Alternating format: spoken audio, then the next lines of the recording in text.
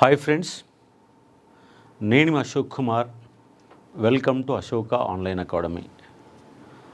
మొన్న అతి తక్కువ పోస్టులతో 7,437 ఉద్యోగాలకు సంబంధించి ఎస్ఐ కానిస్టేబుల్ నోటిఫికేషన్ వచ్చింది.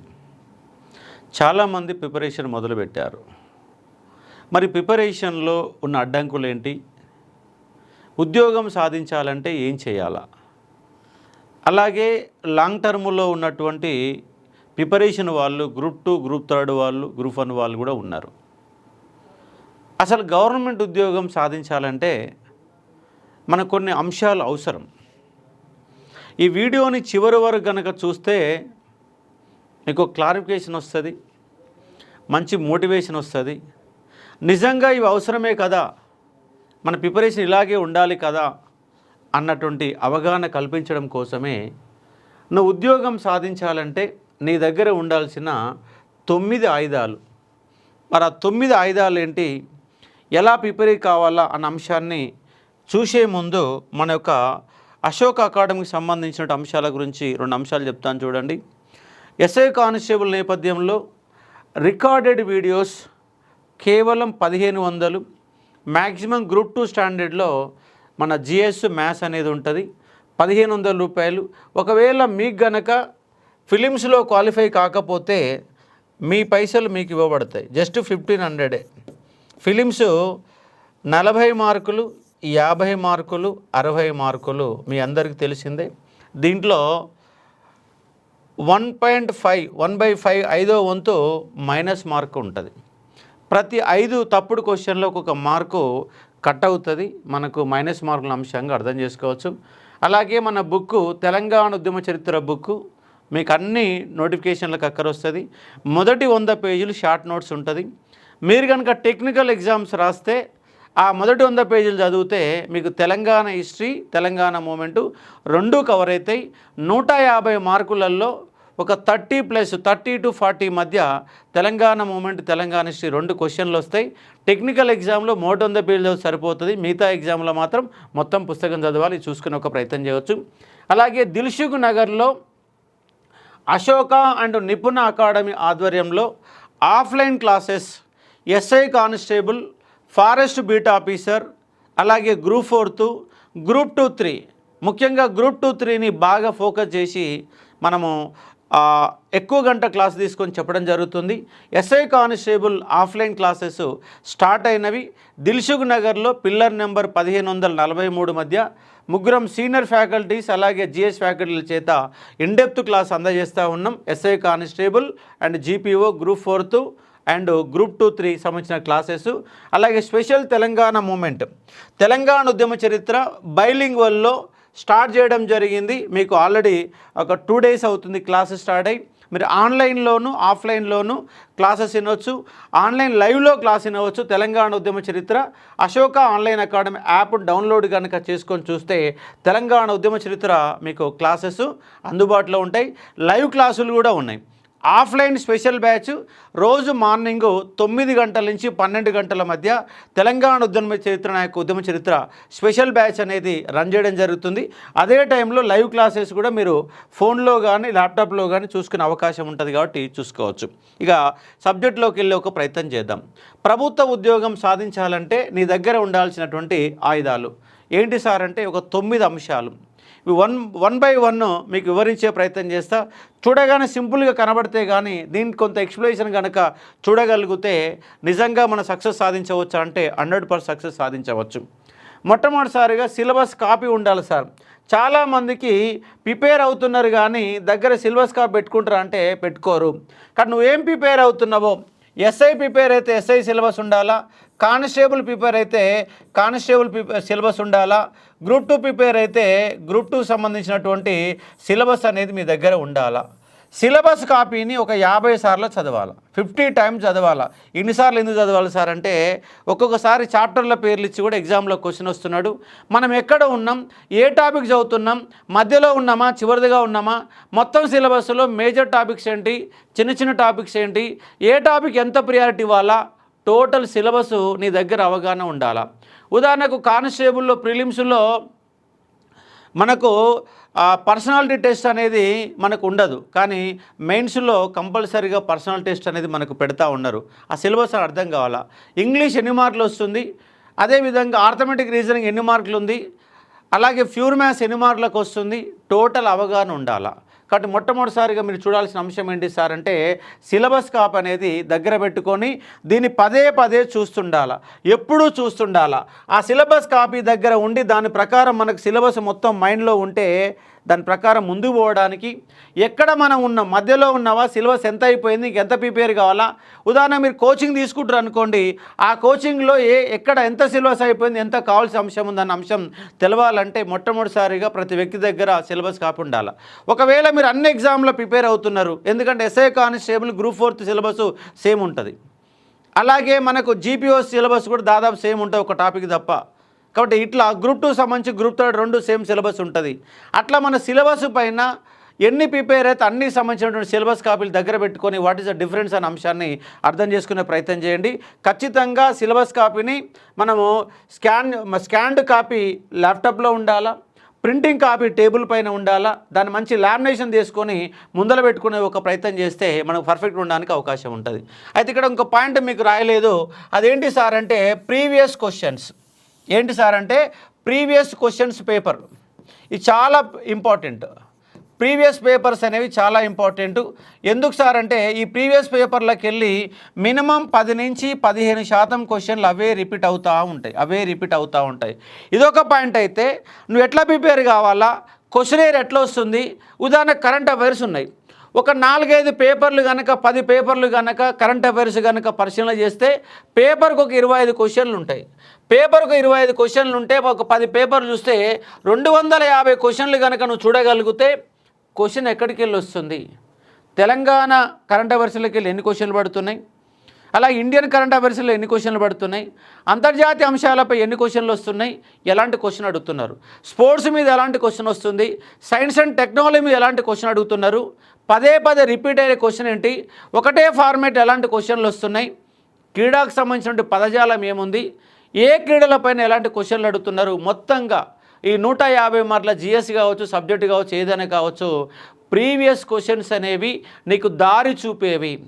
అంటే ఆగమాగం కాకుండా మన ప్రణాళిక ఎట్లుండాలా, ఎక్కడ స్ట్రెచ్ చేయాలా, ఎక్కడ వదిలిపెట్టాలా, ఏ ఏరియాకి వెళ్ళి ఎక్కువ క్వశ్చన్లు వస్తున్నాయి, ఏ ఏరియాకి వెళ్ళి తక్కువ క్వశ్చన్లు వస్తున్నాయి, క్వశ్చన్ యొక్క స్టాండర్డ్ ఏంటి, ఎస్ఐలో క్వశ్చన్ ఎట్లా స్టాండర్డ్ ఉన్నాయి, కానిస్టేబుల్లో ఎట్లా ఉన్నాయి, గ్రూప్ 2 స్టాండర్డ్లు ఎట్లా వస్తున్నవి, అలాగే టెక్నికల్ ఎగ్జామ్లలో క్వశ్చన్లు ఎట్లా వస్తున్నాయి అన్న అవగాహన ఖచ్చితంగా ఉండాలంటే ప్రీవియస్ పేపర్లు మోస్ట్ ఇంపార్టెంట్.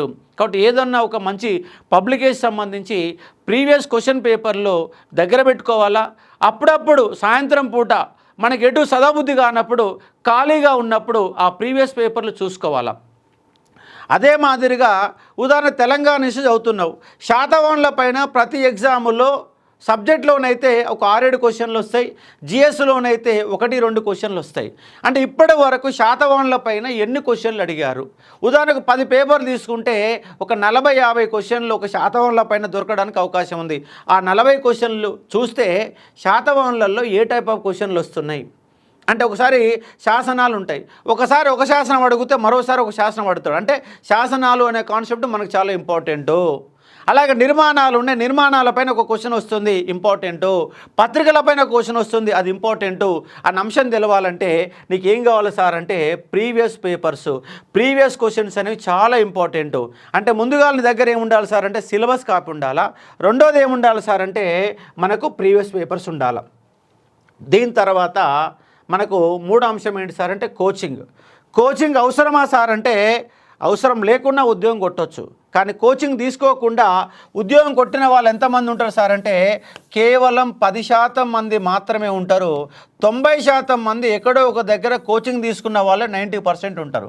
ఈ 10% ఎవరంటే హైలీ నాలెడ్జ్ ఉన్న వాళ్ళు, ఒక్కసారి చూస్తే గుర్తుపెట్టుకునే వాళ్ళు, అదేవిధంగా కాన్వెంట్ స్కూళ్ళల్లో చదువుకున్న వాళ్ళు, గైడెన్స్ ఉన్నవాళ్ళు, వాళ్ళ తల్లిదండ్రుల ఎడ్యుకేషన్లో ఉన్నవాళ్ళు, అట్లా అయినప్పుడు మాత్రమే మనకు కోచింగ్ లేకుండా చదువుకోవడానికి అవకాశం ఉంటుంది. లేదంటే 90% మంది కోచింగ్ అవసరం. ఉదాహరణ తెలంగాణ ఉద్యమ చరిత్ర ఉంది, నువ్వు తెలంగాణ ఉద్యమ చరిత్ర సొంతంగా ఒక్కడవే చదవాలంటే 4 నెలల టైం పడుతుంది. వస్తుంది రాదని అనట్లేదు, 4 నెలల టైం పడుతుంది. అదే నా క్లాస్ విన్నామనుకో 45 రోజులలో తెలంగాణ మూమెంట్ పైన కంప్లీట్ గ్రిప్ రావడానికి అవకాశం ఉంటుంది తెలంగాణ మూమెంట్ పైన. ఎందుకంటే 100 గంటల క్లాస్ చెప్తాను. ఇప్పుడు తెలంగాణ మూమెంట్ సంబంధించి కూడా బైలింగ్వల్లో ఇంగ్లీష్ అండ్ తెలుగులో మనము ఆఫ్లైన్ క్లాసెస్ అనేవి స్టార్ట్ చేశాం. మీరు అవకాశాన్ని ఉపయోగించుకోవచ్చు. యాప్లో కూడా ఇంగ్లీష్ మీడియం క్లాసెస్ కూడా అప్లోడ్ చేస్తున్నాం. ఇంగ్లీష్ మీడియం పీపీటీ ఉంటుంది, ఎక్స్ప్లెనేషన్ తెలుగులో ఉంటుంది, టర్మినాలజీ మొత్తం దాని ద్వారా వస్తుంది కాబట్టి చూసుకునే ఒక ప్రయత్నం చేయవచ్చు. అంటే కోచింగ్ అవసరమా సార్ అంటే 90% మెంబర్స్కి కోచింగ్ అవసరము. దారి చూపించేది అంటే ఇక్కడ మనకు 3 రోడ్లు ఉన్నాయి సార్, 3 రోడ్లు ఉన్నాయి. ఒకటి కంకర్ రోడ్ ఉంది, ఒకటి డాంబర్ రోడ్ ఉంది, ఒకటి హైవే ఉంది. ఇది హైవే, ఇది మామూలుగా ఉన్నటువంటి సింగిల్ డాంబర్ రోడ్డు, ఇది కంకర్ రోడ్డు అనుకోండి. ఇప్పుడు కంకర్ రోడ్డు మీదకి వెళ్ళిపోయినా మనము గమ్యం చేరుతాం, సింగిల్ రోడ్ డాంబర్ రోడ్డు మీదకి వెళ్ళిపోయినా గమ్యం చేరుతాం, హైవే మీద పోయినా కూడా గమ్యం చేరుతాం. గమ్యం చేరడం అనేది కంపల్సరీ జరుగుతుంది. మరి కంకర్ రోడ్డు మీద పోతే 10 గంటలు పడుతుంది, అదే డాంబర్ రోడ్డు మీద పోతే ఒక 6 గంటలు పడుతుంది, హైవే మీద పోతే ఒక 2.5 గంటల్లో పోగలుగుతాం. ఒక 2.5 అవర్స్లో హైవే మీద మనం చేరుకోగలుగుతాం. అంటే ఒక 10 గంటల టైము కంకర్ రోడ్డు పడితే 6 గంటల టైము ఇంకో రోడ్డు పడితే హైవే మీద 2.5 అవర్స్లో పోవడానికి అవకాశం ఉంటుంది. అంటే గమ్యం చేరడానికి కోచింగ్ లేకున్నా గమ్యం చేరుతాం. ఇది 10 గంటలు పడుతుంది. కాబట్టి 2.5 గంటల్లో గమ్యం చేరాలంటే, తొందరగా సబ్జెక్టు పైన గ్రిప్ రావాలంటే నీ కోచింగ్ అనేది అవసరం ఉంటుంది. మెలకువలు నేర్పుతాం, సబ్జెక్టు నేర్పుతాం. అది అవసరమా లేదా అనేది ఇక నువ్వు తెలుసుకోవాల్సిన పని. ఆ కోచింగ్ సెంటర్ కూడా క్వాలిటీ ఎక్కడ దొరుకుతుంది, ఎవరి దగ్గర సబ్జెక్ట్ ఉంది అన్న అంశాన్ని తెలుసుకున్న తర్వాత మీరు జాయిన్ అయ్యే ఒక ప్రయత్నం చేయవచ్చు. కాబట్టి అశోక అండ్ నిపుణ అకాడమీ అనేది ఆఫ్లైన్లో మనము క్లాసెస్ నిర్వహిస్తూ ఉన్నాం. ఎస్ఐ కానిస్టేబుల్ కావచ్చు, అదే మాదిరిగా FBO కావచ్చు, అదే మాదిరిగా గ్రూప్ 2 కావచ్చు. దీనికి సంబంధించినటువంటి క్లాసెస్ అశోక అండ్ నిపుణ అకాడమీలో దిల్సుఖ్ నగర్ పిల్లర్ నెంబర్ 1543 మధ్య మీరు ఒకసారి ఒక 3 నుంచి 4 రోజుల పాటు క్లాసెస్ విన్న తర్వాత సబ్జెక్టు బాగుంది, డెప్త్గా ఉంది, మనకు అక్కరవసాని నమ్మకం వస్తేనే మీరు జాయిన్ కావచ్చు. 3-4 రోజులు క్లాస్ అయిన తర్వాత చూడండి, ఒట్టినే వచ్చి జాయిన్ అవ్వమని చెప్పట్లేను.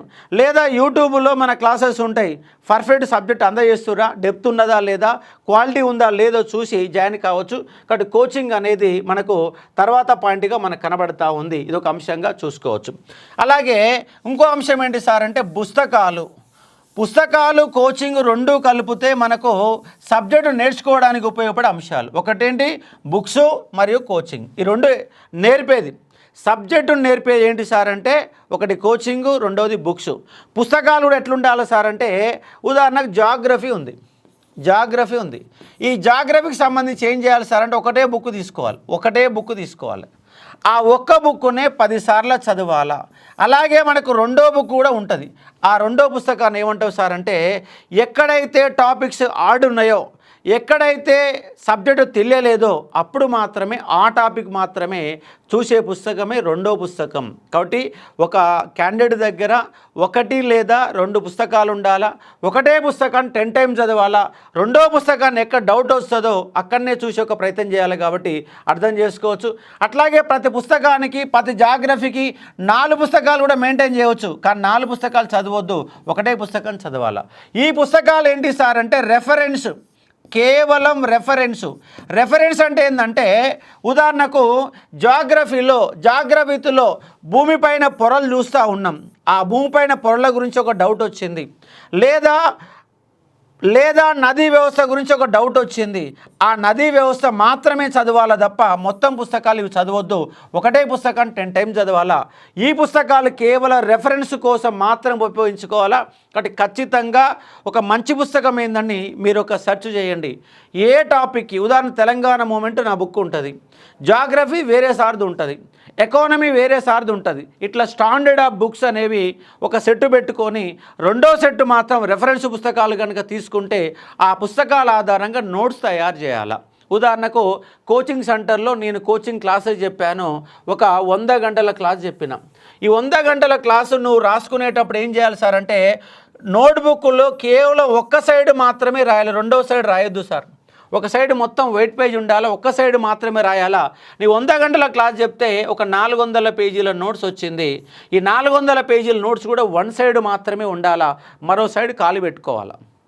మరి ఖాళీగా ఉన్న సైడ్ ఏంటి సార్ అంటే, నా కోచింగ్లో నువ్వు రాసుకున్నావు, తర్వాత బుక్ చదివినావు కదా, నా కోచింగ్లో కవర్ కాని అంశము బుక్లో ఉంటుంది.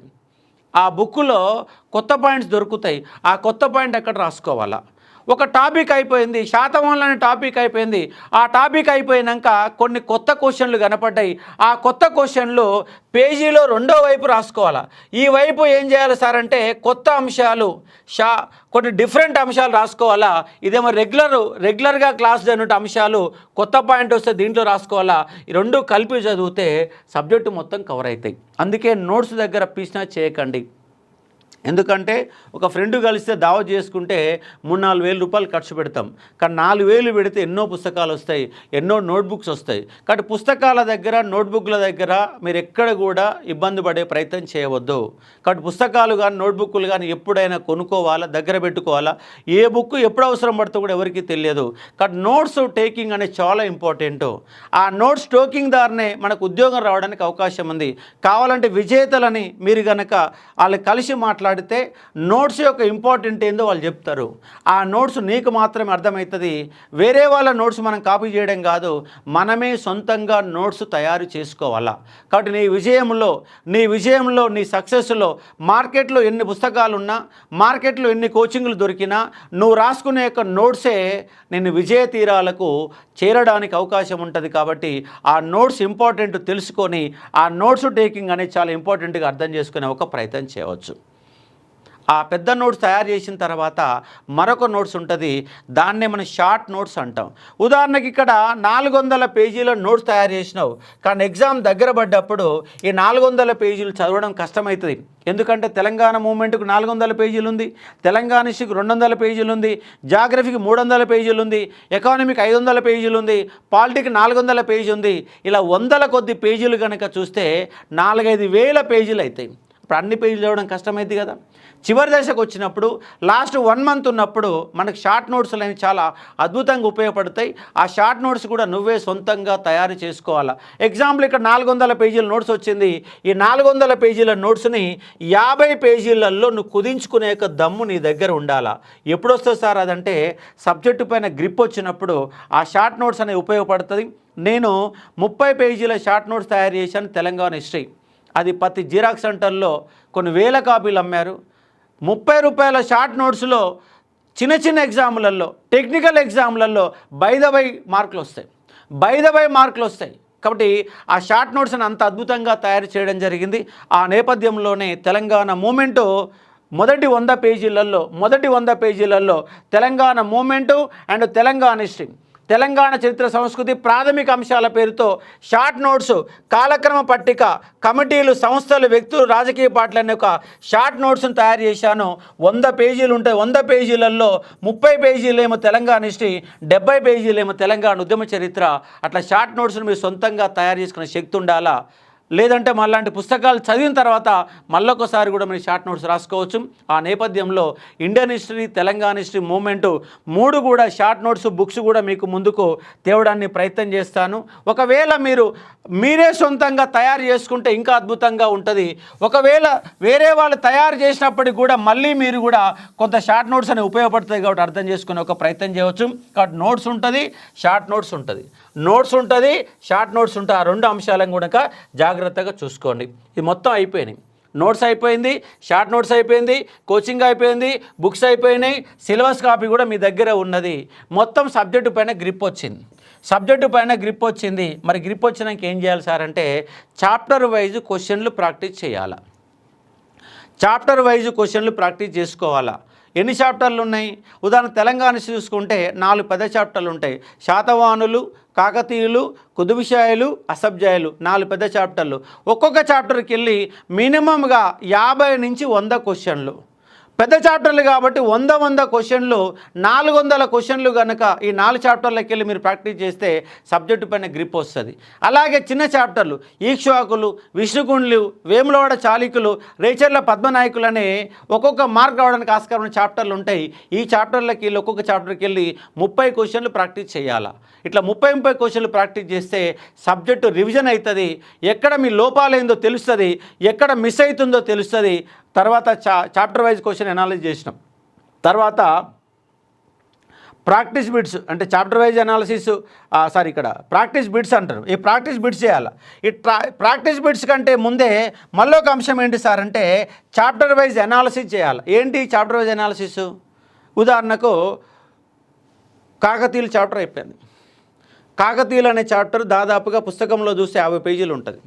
50 పేజీలలో ఎక్కడెక్కడ క్వశ్చన్లు వస్తున్నాయి, ఆ చాప్టర్ మీద బేసిక్స్ ఆఫ్ నేపథ్యం ఏంటి అంటే ఒక్కొక్క చాప్టర్ పైన ఒక రకమైన క్వశ్చన్లు వస్తాయి. కాకతీయుల కాలంలో ప్రత్యేకంగా వచ్చే క్వశ్చన్లు ఏంటి సార్ అంటే చెరువుల పైన క్వశ్చన్లు పడతాయి. ఎక్కడ కూడా క్వశ్చన్లు రావు, కానీ కాకతీయుల కాలంలో చెరువుల పైన ఖచ్చితంగా క్వశ్చన్ 1 మార్క్ వస్తుంది. శాసనాలపైన ఒక క్వశ్చన్ వస్తుంది, నిర్మాణాలపైన ఒక క్వశ్చన్ వస్తుంది, సాహిత్యం పైన ఒక క్వశ్చన్ వస్తుంది, లలిత కళ్ళపైన ఒక క్వశ్చన్ వస్తుంది, ఆర్థిక వ్యవస్థ పన్నులపైన ఒక క్వశ్చన్ వస్తుంది. ఇట్లా కాకతీయుల పైన ఒక 10 రకాల క్వశ్చన్లు పడతాయి. ఆ 10 రకాల క్వశ్చన్లు ఎక్కడెక్కడ పడుతున్నాయి? ఉదాహరణ రేచర్ల రుద్రుడి పైన ఎక్కువ క్వశ్చన్లు పడతాయి. మన మోడి రుద్రదేవుడి పైన ఎక్కువ క్వశ్చన్లు పడతాయి. చూస్తాను గణపతి దేవుడు అనే వ్యక్తి గురించి ఎక్కువ సబ్జెక్ట్ ఉన్నప్పటికీ క్వశ్చన్లు మాత్రం మోడి రుద్రదేవుడు నిర్మించిన నిర్మాణాలపైన, ఆయన రాసిన గ్రంథం పైన క్వశ్చన్లు ఎక్కువ సార్లు వస్తున్న అంశంగా, శాసనాలపైన ఎక్కువ అంశంగా అర్థం చేసుకోవచ్చు. అట్లా చాప్టర్ వైజ్గా ఏ చాప్టర్లో ఎలాంటి క్వశ్చన్లు వస్తున్నాయి, ఈ చాప్టర్లో ఇంపార్టెంట్ ఆఫ్ కాన్సెప్ట్ ఏంది, ఎక్కడ మిస్ అవుతున్నావు నా చాప్టర్ వైజ్ అనాలిసిస్ ఖచ్చితంగా మనకు ఉండాలా. దాని తర్వాత ప్రాక్టీస్ బిట్స్ చేసిన తర్వాత మళ్ళొకసారి అనాలిసిస్ కనుక చేసుకోగలిగితే నీ లోపాలను గుర్తించగలుగుతావు, ముందుకు పోవడానికి అవకాశం ఉంటుంది. ఆ తర్వాత మరొక అంశం ఏంటంటే గ్రాండ్ టెస్టులు. ఈ గ్రాండ్ టెస్టులు కూడా 100ల కొద్ది చేయదు సార్. కేవలం ఉదాహరణకు గ్రూప్ 2 ఉంది. ఈ గ్రూప్ 2కి సంబంధించి కేవలం ఒక్కొక్క పేపర్లో 10 టెస్ట్ గ్రాండ్ టెస్టులు మాత్రమే రాయాలి. 10 కంటే ఎక్కువ రాయదు సార్. 10 రాయాల. ఎందుకు చెప్తున్నానో ఇప్పుడు ఒకసారి మీకు చెప్తాను చూడండి. ఎందుకంటే ఇప్పుడు చూడండి, గ్రాండ్ టెస్ట్లు 10 పేపర్లు చేస్తున్నాం. పేపర్ 1లో 10 చేసినాం. 10 ఇంటూ ఒక్కొక్క పేపర్లో 150 క్వశ్చన్లు. 150 ఇంటూ 10 ఎంత సార్ అంటే 1500 క్వశ్చన్లు అవుతాయి. 1500 ఇంటూ 4 ఎన్ని అవుతాయి సార్ అంటే 6000 క్వశ్చన్లు అవుతాయి. 6000 క్వశ్చన్లు, పేపర్కి 6000 క్వశ్చన్లు, మొత్తంగా 24000 బిడ్ బ్యాంక్ అవుతుంది. 24000 బిడ్ బ్యాంక్ అవుతుంది. నీకు దమ్ముంటే సబ్జెక్టు పైన గ్రిప్ రావాలనుకుంటే ఏం చేయాలి సార్ అంటే జనరల్ స్టడీస్లో 150 క్వశ్చన్లకి వివరణ రాయాలా. 150 ఇంటూ 4, 150 క్వశ్చన్లు ఇంటూ 4 600 క్వశ్చన్లు అవుతాయి. ఈ 600 క్వశ్చన్లకు నువ్వు ఎక్స్ప్లెనేషన్ చేయగలిగితే, ఎక్స్ప్లెనేషన్ రాయగలిగితే నీకు సబ్జెక్ట్ అనేది ఎక్కడ పోదు. పైగా చాలామంది చేసే అంశం ఏంటంటే సబ్జెక్ట్ చదివేటప్పుడు బోరు కొడతాయి. బోరు కొట్టకుండా ఉండాలంటే ఇవన్నీ పాటించాలా. ఒకసారి షార్ట్ నోట్స్ రాయాలా, ఒకసారి క్వశ్చన్లు ప్రాక్టీస్ చేయాలా, ఒకసారి గ్రాండ్ టెస్టులు రాయాలా, వాటి వివరణ ఎక్స్ప్లెనేషన్ రాయాలా. ఒక్కొక్కసారి వేరు వేరియేషన్లో ప్రిపరేషన్ అనేది కొనసాగించాలి. ఒకే పద్ధతిలో మూస పద్ధతిలో ప్రిపరేషన్ కొనసాగిస్తే బోరు కొడితే పుస్తకం చదవబుద్ధి కాదు. మధ్యలో బ్రేకులు వస్తూ ఉంటాయి. బ్రేకులు రాకుండా రోజు 10 గంటలు చదువుతాం సార్, కానీ 10 గంటలు పుస్తకం మీద నీ కాన్సన్ట్రేషన్ కుదరదు. రోజు 4 గంటలు మాత్రమే పుస్తకం మీద ఉంటావు. 6 గంటలను ఊహాలోకంలో ఎక్కడెక్కడో వివరిస్తూ కాన్సన్ట్రేషన్ చేయకుండా చదువుతూ ఉంటావు. చదవడం గొప్ప కాదు, కాన్సన్ట్రేషన్ చదవడమే గొప్ప. మరి ఆ కాన్సన్ట్రేషన్ పెరగాలంటే ఈ పద్ధతులన్నీ పాటించాలా. గ్రాండ్ టెస్ట్ ఎక్స్ప్లెనేషన్ రాసుకోవాలా, గ్రాండ్ టెస్ట్లు ప్రాక్టీస్ చేయాలా, ప్రాక్టీస్ బిట్స్ చేయాలా, చాప్టర్ వైజ్ అనాలిసిస్ ఉండాలా, షార్ట్ నోట్స్ తయారు చేసుకోవాలా, పెద్ద నోట్స్ తయారు చేయాలా, దాన్ని షార్ట్ నోట్స్గా మార్చుకోవాలా. పుస్తకాలు మంచి క్వాలిటీ పుస్తకాలు, మంచి రైటర్ పుస్తకాలు తీసుకోవాలా. ప్రీవియస్ పేపర్లు ప్రాక్టీస్ చేయాలా. మంచి కోచింగ్ సెంటర్ ఎన్నుకోవాలా. సిలబస్ కాపీ దగ్గర ఉండాలా. ఇవన్నీ మార్చి డిఫరెంట్గా మీరు కనుక ప్రయత్నం చేస్తే రోజు 8 గంటలు 10 గంటలు చదివితే ఆ 10 గంటలు పుస్తకాలపైనే నీ యొక్క లగ్నం ఉండడానికి అవకాశం ఉంటుంది. లేదంటే మూస పద్ధతిలో పోతున్నాం, హైదరాబాద్కు వస్తున్నాం, 3 ఏళ్ళు 4 ఏళ్ళు కూర్చుంటున్నాం, కోచింగ్ పేరుతో చదువు పేరుతో ఇంటికాడికి డబ్బులు తెచ్చుకొని ఆడుతూ పాడుతూ జల్సాలు చేస్తూ ఉంటే ఉద్యోగం రాదు. Be serious. ఎందుకంటే మనము ఎస్ఐ కానిస్టేబుల్ కానీ, గ్రూప్ 2 కానీ, గ్రూప్ 4 కానీ, గ్రూప్ 1 కానీ చదువుతున్నామంటే మనమంతా మధ్యతరగతి మహాభారతం లేదా నిరుపేద కుటుంబానికి సంబంధించిన వాళ్ళం. మనమే ఇంటిలో మొట్టమొదటిసారిగా చదువుకున్నటువంటి వ్యక్తులం. మన అమ్మా నాన్నలకు చదువు రాదు. వాళ్ళంతా కన్న కష్టం చేసి వ్యవసాయం చేసి నెలకు 5,000 6,000 పంపితే చాలా అష్టకష్టంగా కుటుంబాలని కొనసాగించే జీవితం మనది, బడుగుల జీవితం మనది. ఆ బడుగు జీవితంకి వెళ్ళి ముందు పడాలంటే సీరియస్గా ప్రిపరేషన్ చేయాలా, సబ్జెక్టు నేర్చుకోవాలా, ఉద్యోగం కోసం ప్రయత్నం చేయాలా. నిజంగా కష్టపడ్డావు, ఉద్యోగం రాలేదంటే నీ కష్టం ఎక్కడ పోదు, దానికి వేరే రూపంలో అప్లై అవుతుంది. అప్పుడు నువ్వు బిజినెస్ పెట్టినా సక్సెస్ వస్తుంది. ఎందుకంటే కుర్చీ మీద కూర్చునే ఓపిక, నేర్పని నీకు తెలుస్తుంది. సమాజంలో వ్యవస్థ ఏంటో తెలుసుకోవడానికి అవకాశం ఉంటుంది. ప్రిపేర్ అయిన వాడు వృధా మాత్రం పోడు. వాడు తర్వాత ఉద్యోగం రాకపోయినా కొత్త కొత్త అంశాలపైన బయటికి వెళ్ళినప్పుడు ఆ సబ్జెక్టు నిన్ను ముందుకు నడిపిస్తుంది. వ్యాపార దృక్పథాన్ని నేర్పుతుంది. ఎటువైపు అడుగులు వేసినా సక్సెస్ కావడానికి అవకాశం ఉంటుంది. ఇలాంటి సక్సెస్ సూత్రాల కోసం అశోక ఆన్లైన్ అకాడమీ యొక్క యూట్యూబ్ని సబ్స్క్రైబ్ చేసుకోండి. నా యొక్క మోటివేషన్ క్లాసెస్, చాలా మోటివేషన్ క్లాస్ చేశాను, ప్రిపరేషన్ విధానాలు తయారు చేశాను. ముందు కూడా ఈ మోటివేషన్ క్లాసెస్ కొనసాగుతూ ఉంటాయి. ఇక్కడ అశోక ఆన్లైన్ అకాడమీ యాప్ ఉంటుంది ప్లేస్టోర్లో. కరెంట్ అఫైర్స్ అనే ఫ్రీ క్లాసెస్ మీకు దొరుకుతాయి. ఆ కరెంట్ అఫైర్స్కి ఎంత ఉంటుంది సార్ అంటే ₹1 మాత్రమే ఫ్రీ కరెంట్ అఫైర్స్ మనకు యాప్లో ఉంటుంది. అలాగే తెలంగాణ హిస్టరీ కేవలం ₹100తో తెలంగాణ హిస్టరీ అనేది మీకు అందుబాటులో ఉన్నాయి. ఇట్లా ₹100 కోర్సులు చాలా ఉంటాయి. ఒక్కొక్క కోర్సు కంప్లీట్ చేసుకోండి. మొత్తంగా ఎస్ఐ కానిస్టేబుల్ అనే కోర్సు ప్రజెంట్ నోటిఫికేషన్ వచ్చింది కాబట్టి కేవలం ₹1,500తో రికార్డెడ్ క్లాసెస్ ఉంటాయి.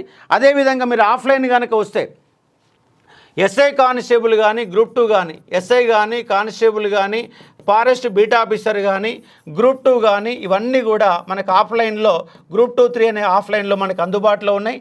ఇవే క్లాసులు లైవ్ క్లాస్ రూపంలో కూడా మనకు అందుబాటులో ఉంటాయి. అశోక ఆన్లైన్ అకాడమీ యాప్ను డౌన్లోడ్ చేసుకుంటే లైవ్ క్లాసెస్, ఉదాహరణకు నిర్మల్లో ఒక అమ్మాయి ఉన్నది, హైదరాబాద్కు రాలేదు, 2 పిల్లల తల్లి, కానీ చదువుకోవాలన్న ఆకాంక్ష బలంగా ఉన్నప్పుడు ఇంటి దగ్గర ఉండే హైదరాబాద్ జరిగే క్లాసెస్ని లైవ్ క్లాసుల రూపంలో యాస్టేజ్గా చదువుకోవడానికి అవకాశం ఉంటుంది. ఆ లైవ్ క్లాసుల కోసం అశోక ఆన్లైన్ అకాడమీ యాప్ను డౌన్లోడ్ చేసుకొని మీరు క్లాసెస్ వినే ఒక ప్రయత్నం చేయవచ్చు. ఖచ్చితంగా ఈ 9 అంశాలని ఒక క్రమ పద్ధతిలో కనుక మీరు ప్రిపరేషన్ కొనసాగితే 9 కాదు 10 ఉన్నాయి. ఇక్కడ రాయని అంశం ఏంటి సార్ అంటే ప్రీవియస్ పేపర్లు అనే అంశాన్ని ఇక్కడ మనం మిస్ చేసాం.